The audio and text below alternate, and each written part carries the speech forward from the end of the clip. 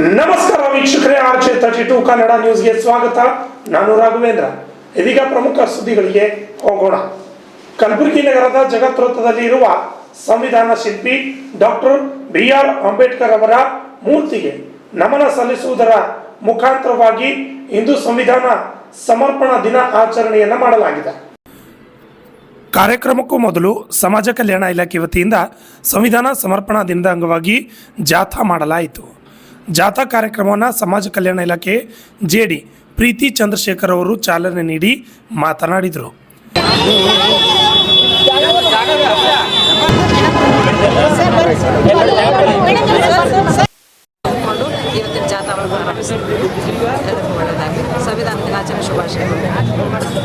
ನಗರದ ಡಾಕ್ಟರ್ ಬಾಬಾ ಸಾಹೇಬ್ ಅಂಬೇಡ್ಕರ್ ಮೂರ್ತಿಗೆ ಜಿಲ್ಲಾಧಿಕಾರಿಗಳಾದ ಡಾಕ್ಟರ್ ಫೌಜಿಯಾ ತರ್ನುಮ್, ಮಹಾನಗರ ಪಾಲಿಕೆ ಆಯುಕ್ತರು ಹಾಗೂ ಜಿಲ್ಲಾ ಪಂಚಾಯತ್ CEO, ಮಹಾನಗರ ಪಾಲಿಕೆ ಮಹಾಪೌರರು ಆಗಮಿಸಿ ಸಂವಿಧಾನ ಸಮರ್ಪಣಾ ದಿನದ ನಿಮಿತ್ತ ಪುಷ್ಪ ನಮನವನ್ನು ಸಲ್ಲಿಕೆ ಮಾಡಿದರು.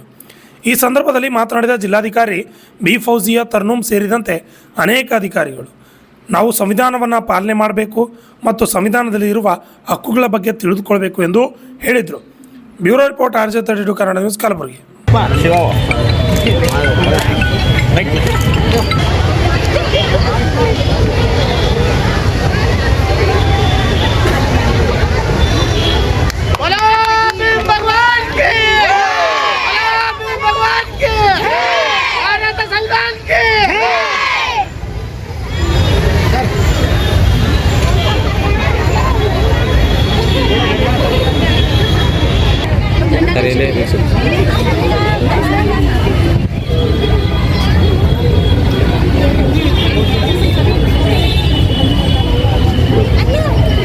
मैं लीव डाल दूँ यार करो।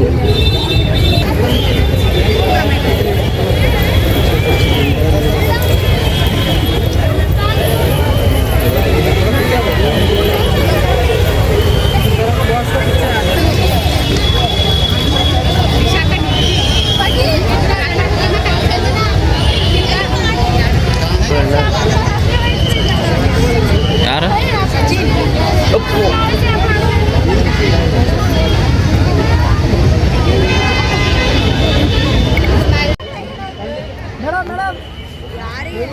ಸ್ವಲ್ಪ में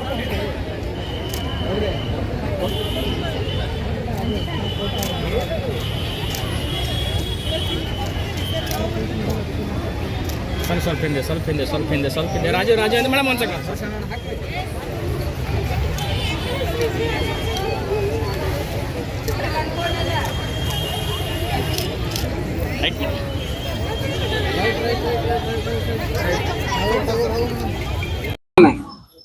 ತಮ್ಮೆಲ್ಲರಿಗೂ ಗೊತ್ತಿರೋ ಹಾಗೆ ಇಂದು ಸಂವಿಧಾನದ ದಿನಾಚರಣೆ. ಇದೇ ದಿವಸ ಸಂವಿಧಾನವನ್ನು ನಾವು ಎಲ್ಲ ಜನರಿಗೆ ಸಮರ್ಪಣೆ ಮಾಡಿರೋದು ಮತ್ತು ಕಾನ್ಸ್ಟಿಟ್ಯೂಂಟ್ ಅಸೆಂಬ್ಲಿಯಲ್ಲಿ ಅಡಾಪ್ಟ್ ಆಗಿರೋದು. ಈ ಒಂದು ದಿನಾಚರಣೆ ಎಲ್ಲರೂ ಕಲಬುರಗಿ ಜಿಲ್ಲೆಯಲ್ಲಿ ಬಹಳ ಹೆಮ್ಮೆಯಿಂದ ಬಹಳ ಹುಮ್ಮಸ್ಸಿಂದ ಆಚರಣೆ ಮಾಡ್ತಾ ಇದ್ದಾರೆ.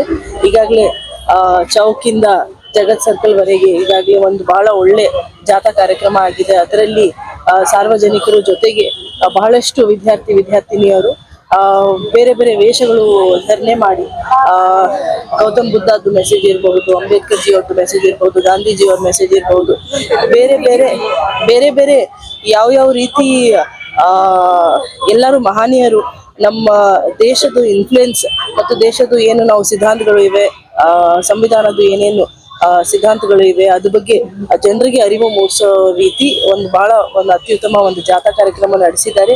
ಇವತ್ತು ನಾವು ಎಲ್ಲರೂ ಇಲ್ಲಿ ಜಗತ್ ಸರ್ಕಲಲ್ಲಿ ಅಂಬೇಡ್ಕರ್ ಸ್ಟ್ಯಾಚ್ಯೂ ಅವ್ರದ್ದು ಮಾಲಾರ್ಪಣೆ ಮತ್ತು ಸಂವಿಧಾನದ ಒಂದು ಪುಷ್ಪ ಆಚರಣೆ ಮಾಡಿ ಈ ಒಂದು ಸುವರ್ಣ ದಿನಾಚರಣೆಯಲ್ಲಿ ನಾವೆಲ್ಲ ಭಾಗವಹಿಸಿದ್ದೀವಿ. ತಮ್ಮೆಲ್ಲರಿಗೆ ಸಂವಿಧಾನ ದಿನಾಚರಣೆಯ ಶುಭಾಶಯಗಳು ಅಂತ ಹೇಳಲಿಕ್ಕೆ ನಾನು ಇಷ್ಟಪಡ್ತೀನಿ. ತಮ್ಮೆಲ್ಲರಿಗೆ ಸಂವಿಧಾನ ದಿನಾಚರಣೆ ಶುಭಾಶಯಗಳು. ತಮ್ಮೆಲ್ಲರಿಗೂ ಗೊತ್ತಿದೆ, ಲಾಸ್ಟ್ ಇಯರ್ ಪೂರ್ತಿ ರಾಜ್ಯದಲ್ಲಿ ಒಂದು ಮಾನವ ಸರಪಳಿದು ಒಂದು ಇವೆಂಟ್ ಆಗಿತ್ತು. ಅದರಲ್ಲಿ ಕಲಬುರಗಿ ಜಿಲ್ಲೆಗೆ ತೃತೀಯ ಸ್ಥಾನ ಕೂಡ ಸಿಕ್ಕಿದ್ದು. ಮತ್ತು ಇವತ್ತು ಜಾತ್ರೆ ಆಯಿತು ಮತ್ತು ರಂಗಭೂಮಿ ಪ್ರೋಗ್ರಾಮ್ ಕೂಡ ಇದೆ. ನಾವು ಗ್ರಾಮ ಪಂಚಾಯತ್ ಮಟ್ಟದಲ್ಲಿ ಮತ್ತು ಎಲ್ಲ ಗ್ರಾಮ ಪಂಚಾಯತ್ ಇರ್ತಕ್ಕಂಥ ಎಲ್ಲ ಅರಿವು ಕೇಂದ್ರದಲ್ಲಿ ಕೂಡ ಸಂವಿಧಾನ ಪೀಠಿಗೆ ಓದೋದು ಕೂಡ ಕಾರ್ಯಕ್ರಮ ಆಗ್ತಾ ಇದೆ. ಮುಖ್ಯವಾಗಿ ಉದ್ದೇಶ ಏನಂದ್ರೆ ನಮ್ಮ ಸಂವಿಧಾನ ಬಗ್ಗೆ ಒಂದು ಹೆಮ್ಮೆ ಇರಲಿ ಮತ್ತು ಜನರಿಗೆ ಸಂವಿಧಾನ ಬಗ್ಗೆ ಒಂದು ಅರಿವು ಇರಲಿ, ಒಂದು ಕಾನೂನುಬದ್ಧ ರೂಲ್ ಆಫ್ ಲೋ ಏನಿರುತ್ತೆ, ಸಂವಿಧಾನದಲ್ಲಿ ಇರ್ತಕ್ಕಂಥ ಬಹಳಷ್ಟು ವಿಶೇಷತೆ ಏನಿದೆ ಅದ್ರ ಬಗ್ಗೆ ಜನರಿಗೆ ಸ್ವಲ್ಪ ಗೊತ್ತಾಗ್ಲಿ, ಈ ವಿಷಯ ಬಗ್ಗೆ ಸ್ವಲ್ಪ ಅರಿವಿಗೋಸ್ಕರ ಇವತ್ತು ಪ್ರೋಗ್ರಾಮ್ ಆಗ್ತಾ ಇದೆ.